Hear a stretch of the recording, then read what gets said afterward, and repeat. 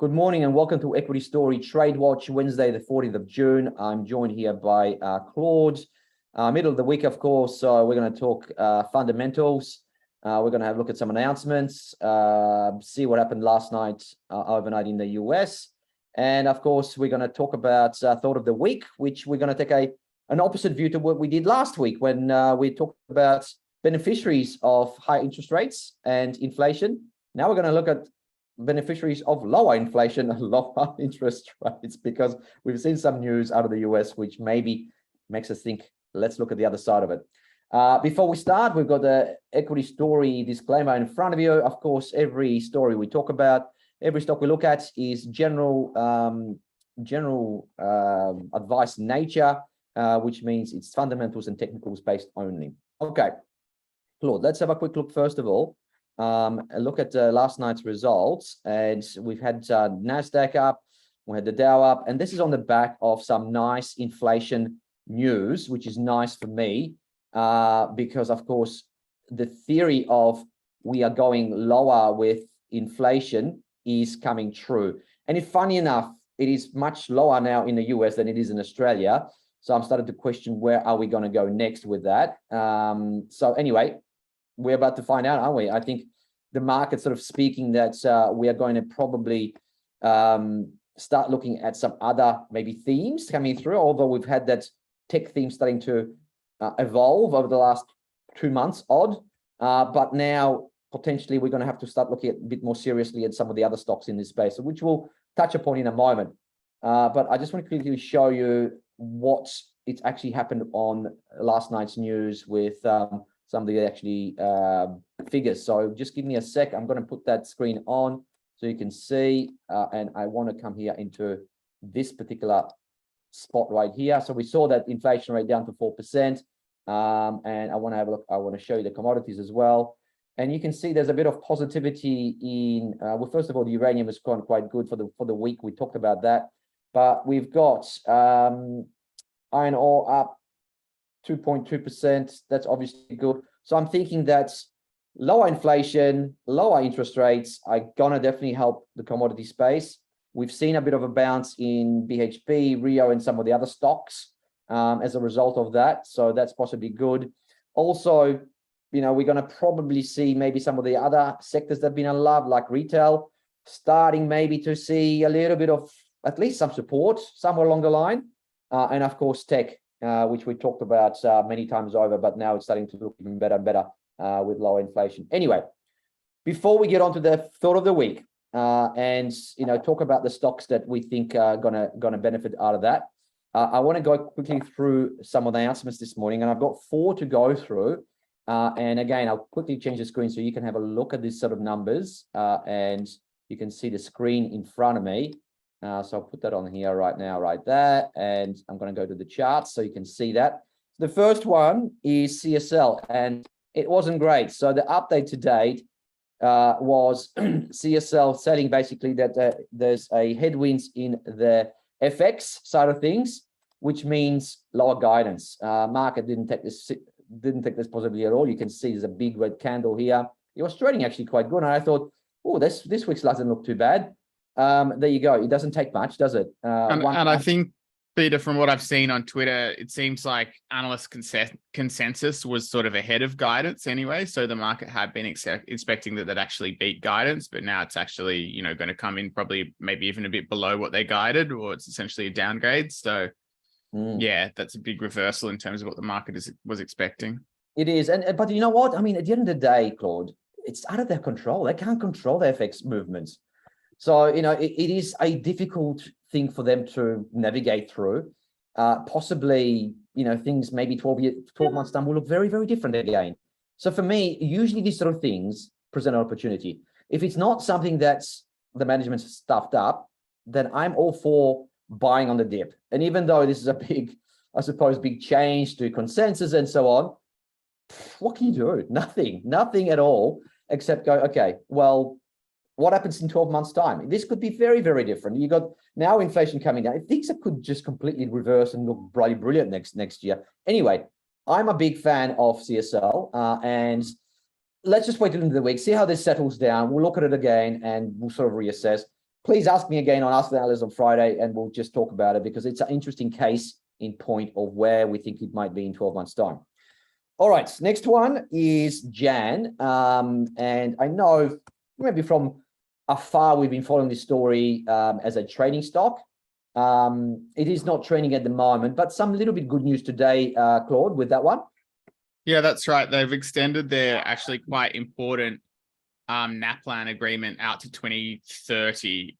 Obviously that's about 6 years and 24 million. So what is it, about 4 million a year on average? Not sure how that comes out exactly, but this is a big one that sort of was really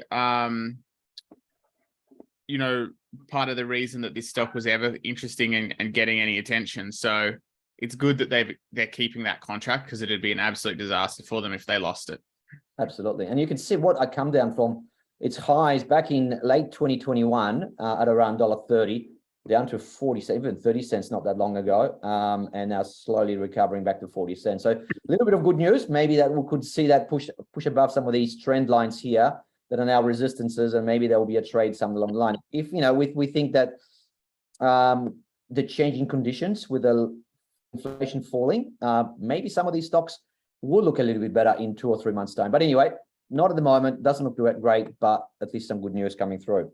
Next one. Just on Jan, it's definitely suffered from just generally small cap loss making tech stocks. It's in a little bit of a hard spot.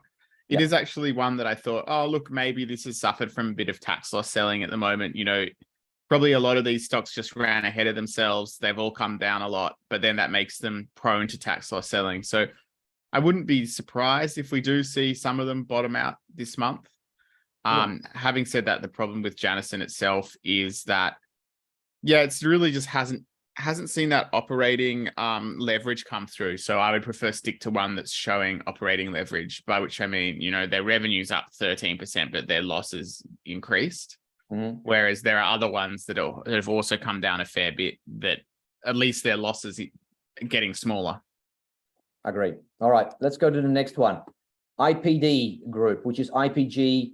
Really great story, has been delivering quite well. I think last announcement back in February was pretty good. I mean, they grew about 30-something%. Outlook was pretty strong. Didn't give actually guidance, but they said the first couple of months was fairly positive for them. And now today they've come up with an updated guidance. Not an upgrade as such, but an updated guidance saying they're going to keep growing at about 30-something%. So that looks like another pretty good, strong story that's on a roll for me. It looks like the FY 2023 results are going to come in pretty well. It's going to put them on around 20, like a 20-something, low 20-something PE ratio. That's not bad. Definitely sometimes you see these sort of roll-up companies trade up at around 30, which is pretty much usually the extreme. You'd be very rare to see one higher than that. Yep. But yeah, look, so it's not absolutely terrible on the valuation. I wouldn't be selling it because of that. But of course, keep in mind, this is a distributor. If there is a slowdown in demand, now we're not seeing that, but if there is, then, that their profits can stagnate or even go down organically anyway. If they keep acquiring, they might get some growth. So yeah, probably not as safe on valuation as you have been in the past, but it's still I'd still stay in the trade. Yeah, I agree. And I agree with it. The possibly the negatives here is that if, we've seen some of these companies in this sort of space could trade on 10 times, 12 times, right? It is possible for sure. When you see the organic growth go away, the PE generally contracts. It tends to suffer quite significantly. But, it's on a roll. So we're not going to look at the negatives too much at the moment. It's still going quite well. The only thing I can see is that I think it's been moved up before the actual announcement. So there was some prediction last week. You can see that there's going to be a pretty strong announcement. And obviously there was a bit of profit taking coming through. Wouldn't surprise me if this sort of has a bit of profit taking, comes back to that 380 maybe, and starts going up again. So for the moment, I like it. I've got no problems. We've got this in our fund, so that's a disclaimer right there. But I'm not expecting it to jump up back to 460 on this announcement. I think it's been priced in. That's what I probably expecting. All right, last one, LGI. And I think there's been a question about this LGI. I think it's in the producing biogas from waste, right? So it has been an interesting story. It hasn't been trending because it hasn't been listed too long. So that's my only concern here. But the chart's not too bad. It's sort of in the middle ground, doing not much at all. Do you know much about this story, Claude? I don't know a lot about it. I have had a little look at it, and I'm gonna actually get across this and write something on a bit of an introduction, because it's a fairly new one, interesting space. It's basically getting power from landfill, so that sort of like, I think it's called biogas, that kind of thing. Yep. And look, it's just hard on the valuation. Like these, I think the play here is, there's a bit of the thematic. It's the environmental thematic. You've got maybe a little bit of momentum in the price of the various certificates that Australia uses to incentivize this kind of energy. So you got Australian carbon credit units, which I don't think is a very good or reliable system. And then you've got the older LGC ones, which is a large scale generation certificate. Now they were originally given for a renewable energy target that John Howard made, and then Rudd expanded. This is the main mechanism that drives this kind of development in Australia, and also this landfill gas. It is eligible for these LGCs. So that is the best mechanism for growing renewable energy and this kind of energy. And, I don't know if this is really renewable, but it's sort of quasi-renewable anyway. And environmentally friendly energy generation. And that needs to be like extended at some point. And one, for if you're invested in this kind of industry, you do face a big risk on political risk, because unfortunately there's no like bipartisan agreements that are really creating a good system for these companies to rely on and invest. So always a bit risky from that perspective. Now, in the most recent announcement, they've basically come out and given a bit of an EBITDA trading update. Now, the problem with this is, again, look, they're basically saying they're getting between 6 and 11% increase to their earlier guidance of 13.1, so bringing up to about 14 million. This is underlying EBITDA. So it's your guess as good as mine what translates to actual statutory profit there. But given how capital intensive and, heavy industry this kind of business actually is, I would sort of argue that you really got to be prepared that actual profit's going to be like quite a lot lower than EBITDA. And at the moment, also recent listing. So it's all about, this sort of pro forma, EBIT, pro forma this, pro forma that. Yep. So not really seeing it through in the numbers yet in terms of like statutory profit, which is probably ideally for this kind of heavy industry company, probably statutory profit and free cash flow are both good measures. Statutory profit probably gives you a good idea of the sustainable level of profitability in the company. And, that in the first half, that was just 2.5 million. We could probably expect a little bit higher in the second half, but I think we're going to struggle to get more than about 6 million NPAT for the full year. We've got a 200 million market cap. So what is that, like 33 times earnings? I'm not feeling confident or strong on this as a valuation. I see no valuation support there. So for me, it's just a bit of a story stock. At the moment, this is the kind of business where definitely count me interested at maybe 15 times earnings. Okay, fair enough. For me, I agree. It's too early. First of all, you can see it's still trying to find its feet, and we just need to see a little bit more. This kind of business can grow. Let me tell you, I've bought a few businesses like this at around 15 times earnings, and it still goes down to 10 times earnings. It can do so, which is painful enough. Like you don't need to ride at 30 times down to 10 exactly. times. I don't mind the actual sector, and I don't mind the space. You're right. I mean, it's got that moniker of renewable or green or whatever, right? You want to call it. But it's probably not the best thing for me. I don't know. Anyway, I need to see a bit more. That's all I'm going to say. I need to see a bit more. I need to see a better share price performance.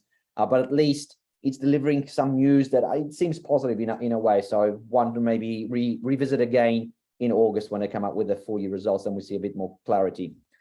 All right, so let's move on to the. Oh, just one last one for you. MAQ. Okay, go on.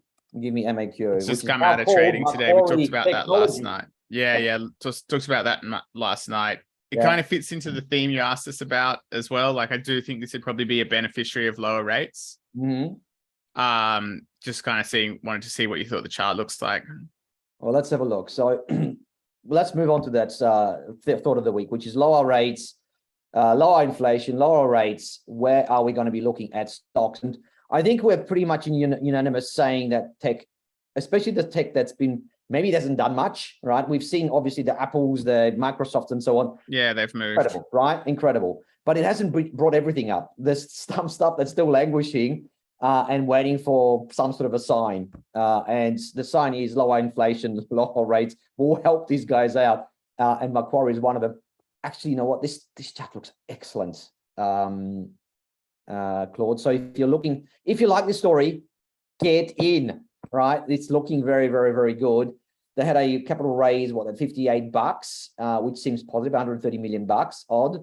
If it stays like this at the end of the week, this is a great looking setup. So fundamentally looking good, technically looking good.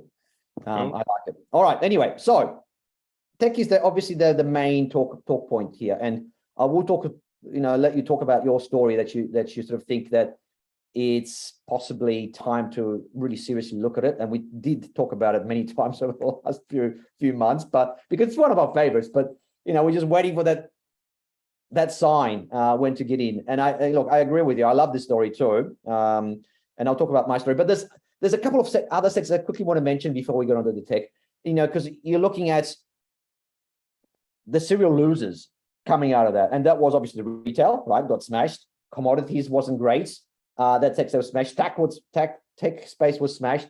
So this is going to probably reverse. If we see that continuation of the fall in inflation and fall in interest rates, maybe next year sometime, right? Then possibly these sort of start looking, these sectors will start looking much, much better.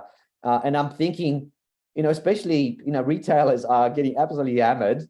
There's probably going to be some bargains in there somewhere along the line. Also, I think the material space will also benefit. But anyway, let's look at tech, because that's the one that I think he's got the most promise anyway, right? Long term. So let's talk about your favorite story, and I'll go on my favorite story as well. What have you got? Do you want me to go first then? OCL, Objective Corp, OCL.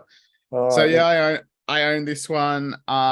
Pretty resilient business, a lot of government and big corporate customers, just sort of high PE ratio. Look, this one looks less profitable than some of its peers. If it reported in the same way Technology One did, it'd have a higher profit and a lower PE ratio. But it expenses all of its R&D. It invests a lot in R&D, and the payoff in terms of new products from that investment doesn't come until sometime after the investment is made, a few years really before it even starts coming out, when they develop new products, etc. So has used acquisitions before and has a reasonably strong balance sheet. So yeah, overall, yeah, it's still a little bit suffering this year from the transition to cancelling out its license payments and just putting everyone onto an ongoing subscription. So that's going to affect it this year. And then next year, we should see a little bit more growth, because that transition will be complete. Yeah, well, look, Claude, I love this story, right? We've been big fans of this story for a long, long time. I think normally when I talk about what's my favorite story on ASX that fits a lot of these boxes that we normally like to tick, OCL is the stock that I normally mention, because it's got founder-led growth. Really if this thing ever gets into the ASX 200, unless the founder sells into that inclusion, I reckon it's going to fly. Yeah, but it's going to be a while before it gets in. But it's a story that's done remarkably well. However, the last 12, 18 months, it's been languishing, and it hasn't recovered. It hasn't done the WiseTech, which is just going parabolic. It hasn't done the XRO, which is recovering. It hasn't done the TNE, which has been going quite well. So this is a very quality story that hasn't done much. And I agree. I think this is one we have to really look at closely, put it on a watch list. It's trying to get through those resistances. And this is the thing. if it finishes about this 40, about 40 bucks, I'm in like Flynn. I love this story, right? So I'm in like Flynn. It's just trying to get through that, and he just probably maybe needs a few more weeks before he does that. But and I don't want to jump in too early because you just never know after it's misstep around here somewhere that we're back on 100% track yet on the growth side. So I just want to be confident with the momentum is back before I jump in. But there's going to be probably now every chance that we are going to see a bit more support for the story anyway. So I like it, definitely one to watch, and I'm sort of a big fan of this. So definitely watch it. From my side of things, I'm looking at DDR as my sort of potential winner out of this lower inflation, lower interest rates. These guys have been hit by inflation and high interest rates. So for me, this is a perfect candidate to reverse that course if things start to look a bit better. And again, another great company that's been led very, very well by Ian Dicker, and a founder-led business, done very, very well for itself over a long period of time. Low margin business, but what they do it better than everyone else in this space. And this is the beauty about these guys. So I'm also watching this one for any movement, any signs that we're recovering on the way. And again, if it gets maybe over that 950, somewhere around there, I might be looking at maybe even 10 bucks. I might start looking at it. So, it's still not recovering yet, but it's on my watch list.